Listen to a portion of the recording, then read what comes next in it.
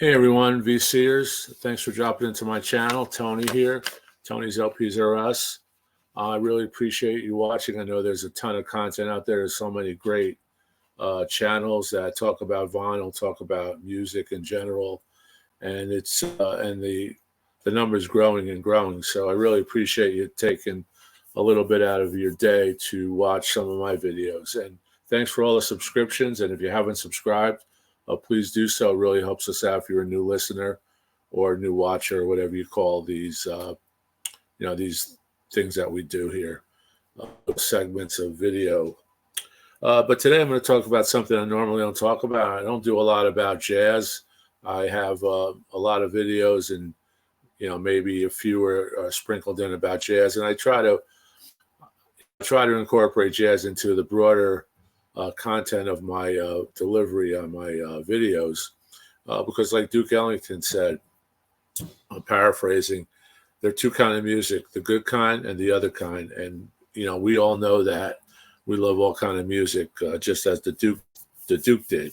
So this is about free jazz. Now, this isn't your jazz that you listen to while you're baking a pie or reading, or it's not your Count Basie, it's not your Duke Ellington, it's not your Louis Armstrong, it's not your Brubeck or Miles Davis kind of blue. This is not a content of jazz that you just tell someone, oh, if you want to get into jazz, listen to these records, because these records will blow your mind. These records are intense.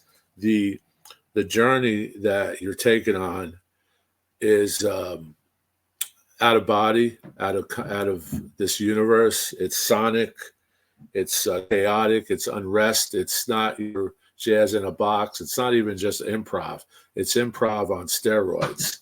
The sound that will come out of your speakers or your headphones defy temporal mechanics. You won't even know how long this record is. You won't even know when the record is going to end. It'll just end, or it'll just start. There'll be bagpipes in some of these records. There'll be African rhythms in some of these records. There'll be street sounds from the streets of New York in some of these records. There's chants. There's just an array of things. But I think you should hear these records. And the records I'm going to point out, I'm going to talk about them. They all connect. For me, they all connect. They have a really tight connection with the artists, and just the early jazz days in New York City, with all the clubs and all the sessions and recording in New Jersey, here in New Jersey, under the guise of Rudy Van Gelder, who we all know had his studio in his apartment, his house, and then built a little bigger studio in New Jersey. So I'm going to go to these records. I'm going to show them, and then I'll talk a little bit about the personnel, talk a little bit about some of the subject matter as far as the artists. So the first record I'm going to show is this one, Ornette on tenor. Now, Ornette Coleman is legendary. He is sometimes called the father of free jazz. Basically, he may have wrote the book. He has an album that's called Free Jazz on Atlantic. This is a mono on Atlantic. And here Coleman plays, obviously, tenor sax when he normally played alto sax. So that's the first one. And these are all connected, and I'm going to go over those. Here's the actual record. As you can see, a really nice pressing. I talked about this on one of my previous videos. This is a really clean copy, and I was lucky enough to find this recently. So what I've done is I picked out 4 of my free jazz records that I indicated earlier that have a connection, and I'm going to go over that connection. But first, I'm going to show these records. And like I said, listen to these records on YouTube. You may be able to find the vinyl on eBay or another, gray market website, or where people resell albums, Discogs or whatever. But if you can find these records on vinyl, you're really going to get the sonic boom, especially this Ornette mono. It just blows you away, blows your mind. Here's one here, Albert AYLER. This is called Music is the Healing Force of the Universe. And that's all photos of AYLER here. And I'll talk about his connection to these other people we're going to talk about.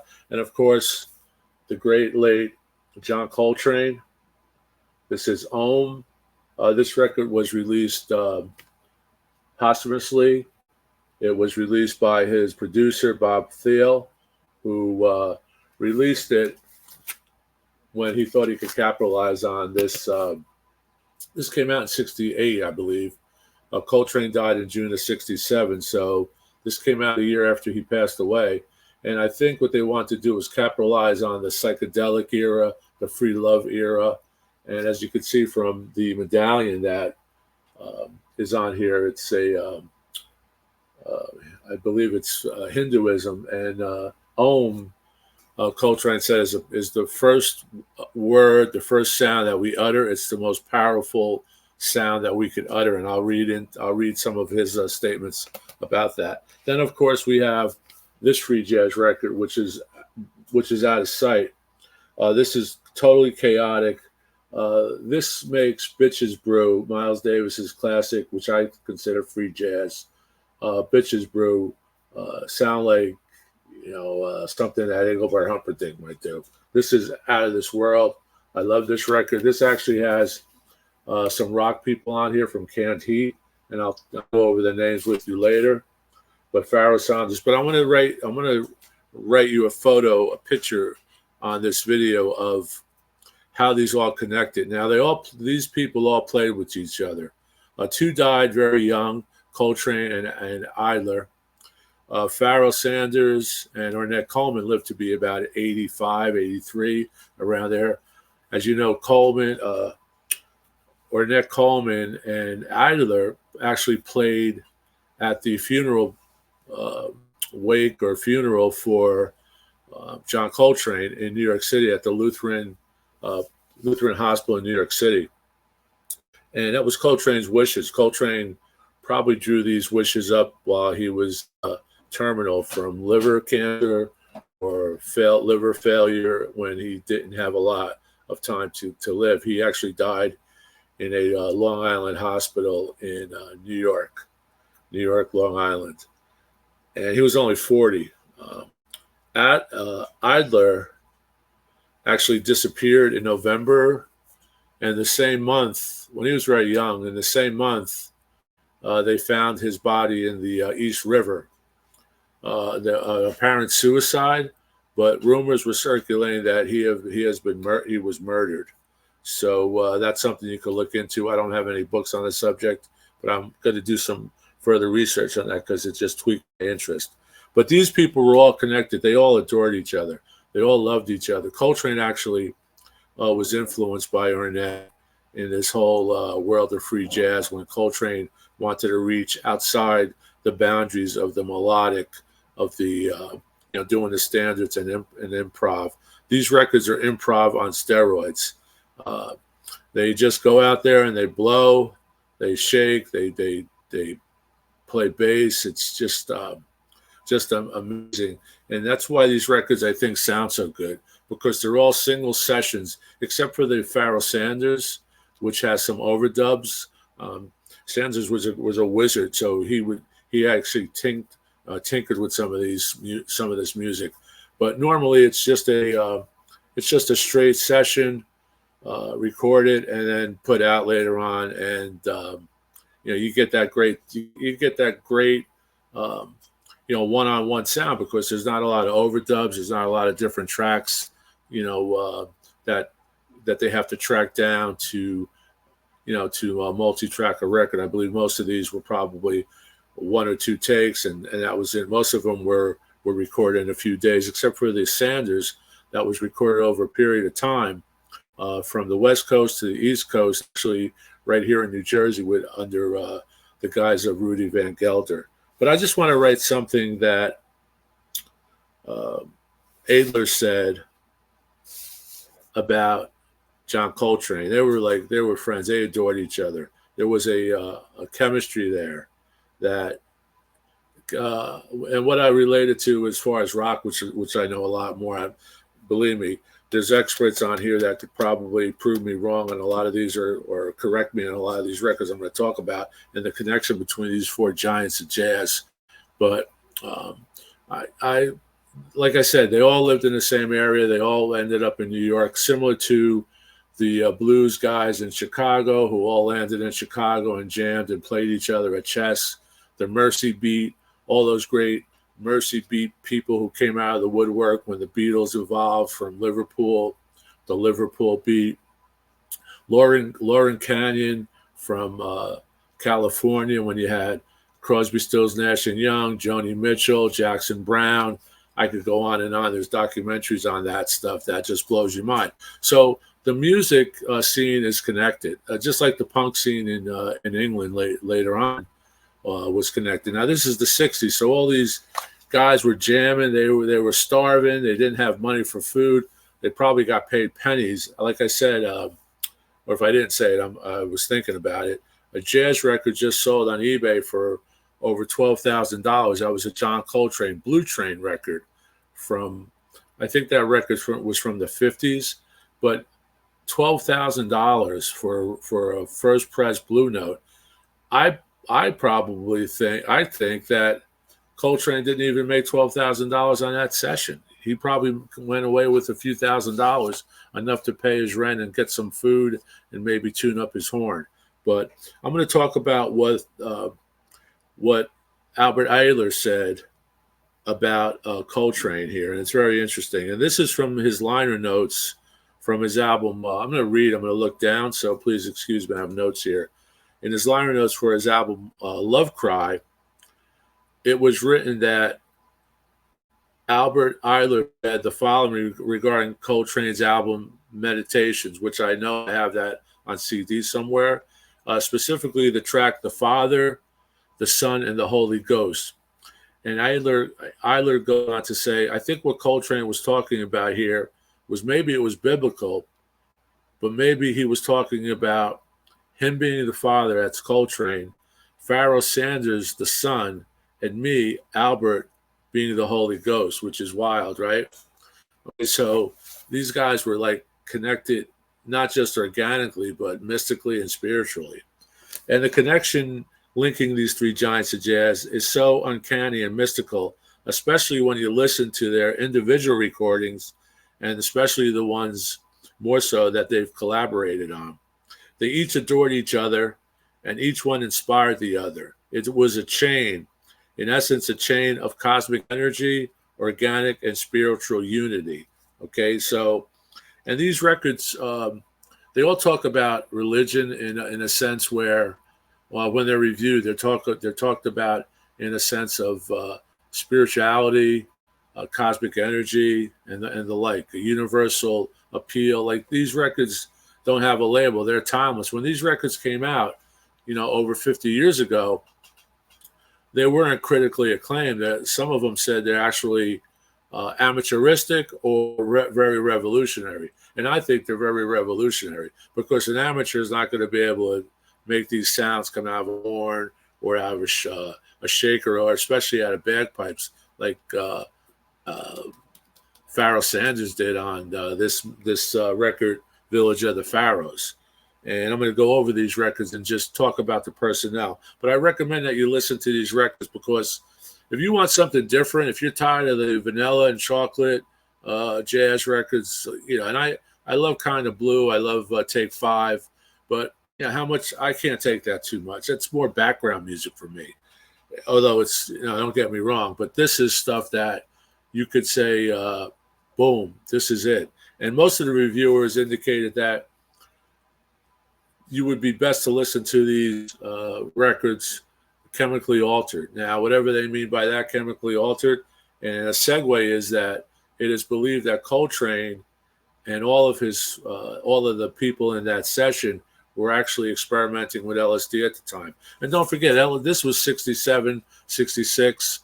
I'm not sure if LSD was actually legal at that point, because it became illegal, but everyone was using it. The rock bands were using it. I think Tom Jones did it. I think Bart Humperdinck did it. I remember some vocal people talking, some vocalists that would be your mother and father's vocalists that talked about experimenting. Maybe Andy Williams, I think. But you could check on that. But Adler related how he felt about John Coltrane, words that could fill volumes. He always talked about Coltrane because Coltrane died so young. And, you know, Adler died young also, but in that short period of time, gap between them, Adler said so much, but I think this succinctly says it all for me, at least. He said, John was a visitor to this planet. He came in peace and he left in peace. But during this time here, he kept trying to reach new levels of awareness of peace and spirituality. It was John's way of getting closer to the Creator, to God. And when you talk to John about what he believed in his God and his religion, he said he believed in all religions. And on Om, he talks about the first words that we utter, the first sounds that one utters is Om. Om is the first vibration of sound that sets everything else into the primal world, the primal word and the primal power word. So Om, and that's, we all know that when you meditate in Hinduism, you hear the chants and it's Om. George Harrison, for instance, was huge on the chants and the incantations in that. Although, and like I had said here, although Coltrane said he believed in all religions, he was just trying to get out of his norm, I think, when they did these experimental records. And Coltrane did not want this record released. So, like I said before, I think I said before, but I don't have a script set. I think I said before, but if not, I'm going to repeat myself. He did not want this record released. He thought it was too out there, maybe, or he just didn't dig it. But later on, after he passed away, Bob Thiel did release it. And it fit right into that post-Summer of Love, 1968, where everyone was getting around, getting high, sitting around. It was the Summer of Love. So the music scene was just outrageous. So without further ado, I'm going to just talk about who's on these records.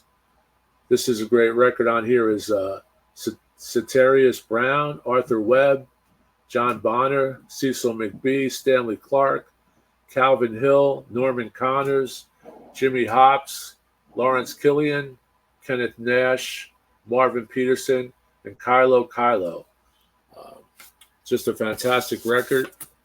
Here's the inner. I've had this record for over 50 years. Bought this as a cutout. Village of the Pharaohs, Pharoah Sanders, 1973. And I'll just show you the inside real quick. I'm not going to take too long on these. Hope you can see that. This is on Impulse ABC. Next, we have the record that is basically the focus of this because they're all connected with Coltrane. And this is this record, Om. And there you can see the medallion. Now, this record, this cover was put together by Thiel. Coltrane had nothing to do with that cover. And when the record starts off, you just hear these wild chants of that they're all meditating. And I believe, like I said in some of these reviews, it was believed that they were all high on substances. And we think that substance was probably LSD. Here's a inner. Impulse. I'm sure some of these records are worth a king's ransom right now. Here's the record. This is a really nice copy of that on Impulse. I believe I bought this as a cutout also. I'm not sure. But I'll go over who's on it with you. And on this personnel is Coltrane tenor, McCoy Tyner piano, Jimmy Garrison bass, Donald Garrett bass, Elvin Jones drums, Joe Brazil flute, and Pharoah Sanders on tenor sax. So this is the connection I want to talk about with Sanders and John Coltrane. And like I said, Coltrane had requested that AYLER and Ornette Coleman would play at his funeral. And it said when Albert was doing his thing, he started out the mass or the wake. He was so choked up he had to stop, take his horn out of his mouth, stop and go. He was just so choked up because of the death of one of his best friends. Here's the record I'm talking about. Earlier, this was Music is the Healing Force of the Universe. This has Albert AYLER, Mary Maria, who does vocals, Bobby Few, Henry Vestine, Bill Fowle, Stanford James, and Muhammad Ali. Not the Ali that you're thinking of, but the jazz musician, Muhammad Ali. Here's the actual record. Hope you can see that there. And this has a beautiful laminated cover. I'm not sure when this was released. Let's see.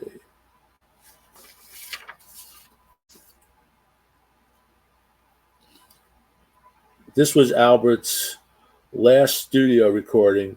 This was recorded August 26th to the 29th of 1969, and he died soon after that of apparent suicide, or if you read the comments on him, could have been murder.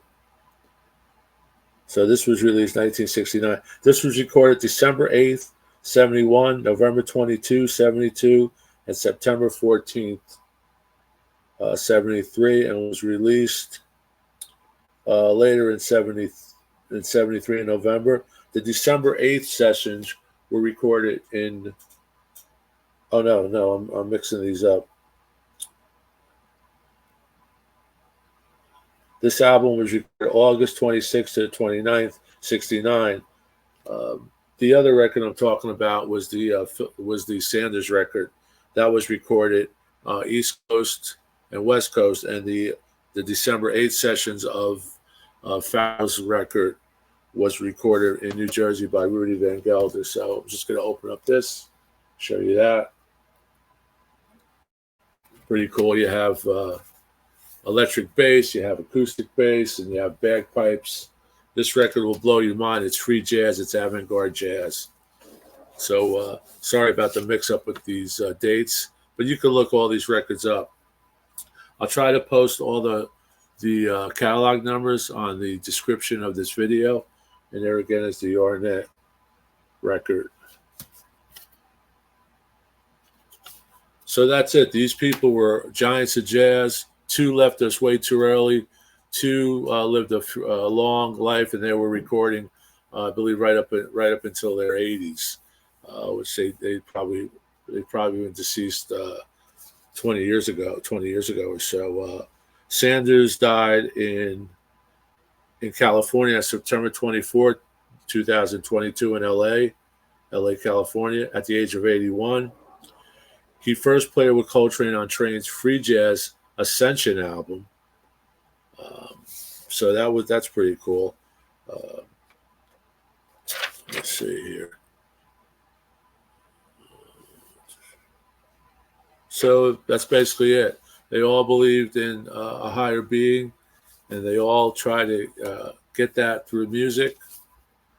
And like he said, music is the healing energy and healing source that makes it all connected. So there again, I hope I wasn't too confusing. There's a lot to do on these things I try to do. I try to make them interesting. And like I said, I'm not a jazz expert. I love jazz, and this is free jazz.